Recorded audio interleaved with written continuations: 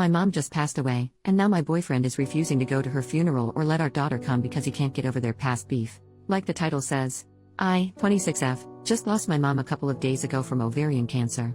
I'm devastated right now, and my boyfriend, 31M, who I've been together for a year and a half now, isn't helping me at all.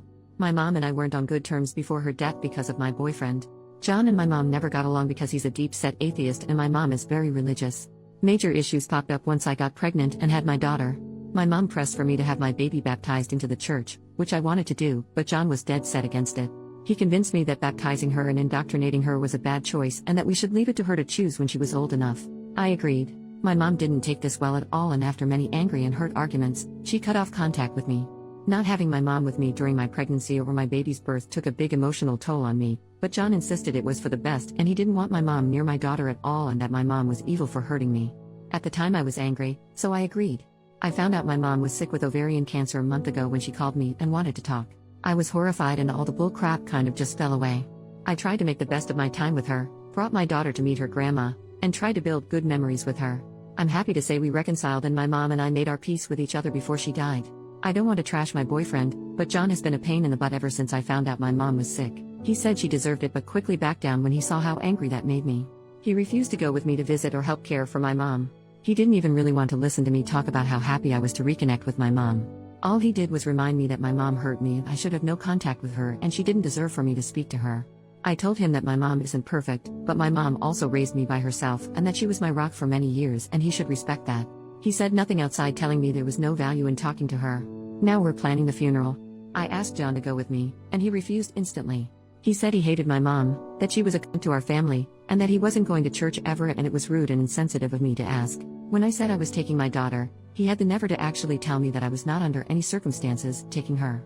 I have been through an emotional roller coaster this past week. I lost my mom after we finally made up. My boyfriend has been stupidly unsupportive, and now he's refusing to let me take my child to her grandmother's funeral and refusing to come to at least support me. My daughter is the one thing that brings me comfort and I want her with me. Is that so unreasonable? It seems like the more I push the more he digs his heels in and I just can't take it anymore. I don't know what to do. His attitude towards this entire thing is breaking my heart on top of my mom's death. Relevant comments. Commenter number 1. How does he plan on stopping you from taking her to the service? OP, he can't. I've decided that I'm taking her unless he tries to physically stop me, and even then, good luck. Commenter number 2. Your boyfriend is being completely irrational. He has no say in whether you go to the funeral, or whether you bring your daughter. He's making your loss about him. Hell, he made your relationship with your mother about him. Your pregnancy and birth was full of stress from his bullcrap drama he started with your mother. Go to the funeral. Bring your daughter. You deserve to say goodbye to your mother, no matter how tumultuous your relationship had been. I'm sorry for your loss. OP, I don't know if it's because I'm so upset, but I'm starting to see that too. It's always been about him. He's never accepted my wants and instead insisted on a compromise that favored him. I've had enough. OP on her mom. My mom actually cut me off when I said that we decided not to baptize my daughter. I tried for weeks and months to reach out to her and even texted and called when the baby arrived and got no response. I really wish I had tried harder, like gone to the house and knocked or even just tried to run into her and talk to her. I was really hurt by what my mom did and I let John talk me into thinking that my mom really was this mean, vindictive person for cutting me out of her life. Trust me when I say I regret it with all my heart now. Update, 5 days later. Thanks everyone that sent me condolences about my mom. It's been really hard these past several days, but I've been hanging in there okay. I tried being reasonable to John about he wanted to handle things. I even told him, like one poster here suggested, that he didn't have to go to the service, but could wait in the lobby with my daughter while the service was ongoing, then she could spend time with my family after the service, but he again shot it down. He would be able to hear the service and that was a violation of his beliefs, and asking to compromise on those beliefs was unconscionable and unfair to our daughter. I told him I had had it. This is the icing on a very large cake. I told John that as of this week, I wanted our bank accounts separated. He made us join accounts to make sure we split everything equally to be fair despite me making more, and that I'd be staying with my brother after the funeral while we figured out what to do, whether that was a total breakup or counseling. It was up to him. He said counseling was for the weak-minded and that we were staying together despite my empty threats, and there was no way in hell he was letting me take his money. He became very loud and in my face during this conversation, so I just let him throw his tantrum until he took my silence as agreement. I took my daughter with me to the viewing with no problems. John and I barely spoke that day, which was fine by me. But it hit the fan the next day. When I got up in the morning to get myself ready and get my daughter ready, I discovered that he had the mother effing gall to park his car directly behind mine, blocking me into the driveway. I had no way to get to the funeral in my own car. John always drives to work, but for reasons I can only image were to get back at me, decided to take the metro, and took the baby carriage and bottles, and my pump with him. My brother and I have our differences, granted, in fact we haven't talked much since my mom and I were estranged. We started talking again after she was sick, but he'll forever be a saint to me for what he did. I called him crying, and he and my sister-in-law arrived within 20 minutes. My sister-in-law calmed me down and helped me get my daughter ready, and they brought along spare bottles, a carrier, and a breast pump. Thanks to them, I was able to go my mom's funeral in comfort, and my daughter was an angel during the service. They calmed me down and everything went perfectly, and even though I was a mess most of the day, having my daughter with me, and my sister-in-law and even my brother with me to lean on gave me peace on the inside. I've made up my mind not to tolerate John's insane and controlling behavior anymore. He had a litany of excuses for doing what he did. He even tried to claim his car had problems, and I don't want to hear any of them. I never wanted to be a single mom. I always wanted to raise my baby within a family. But I've decided that going alone is so much better than doing it with this man, who thought nothing of trying to kick me while I was down.